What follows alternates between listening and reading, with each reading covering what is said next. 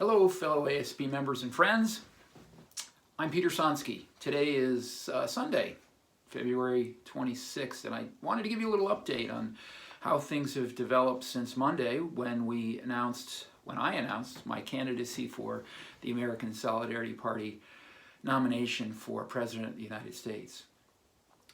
On Tuesday, I submitted some testimony here in the Connecticut State Legislature. There's a bill wending through the legislature euphemistically referred to as an abortion tourism bill.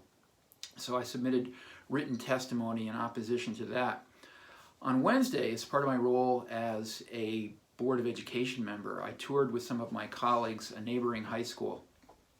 Our Regional Board of Education recently enacted a strategic plan. It actually took effect at the beginning of this academic year.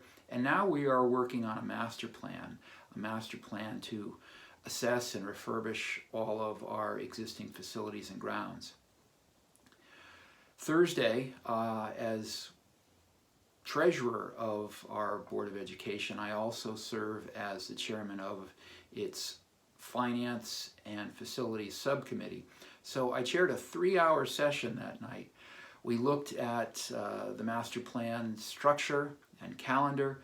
We talked about a transportation contract renewal. We talked about health plan options, looked at the existing budget as it's coming to the end of the year, and ahead to the budget that the superintendent is going to submit to us soon at the beginning of March, in fact. So it was a lengthy session, 3+ hours after having spent a full day at work, but it's part of the responsibilities, and sometimes it's a little bit intense. On Saturday, I submitted yet more testimony to the Connecticut Legislature. Every year, there has been a faction of people that have put forward assisted suicide legislation. And every year, there has been some very successful opposition to that measure, and it's been defeated. But the group that has brought it forward has done so once more.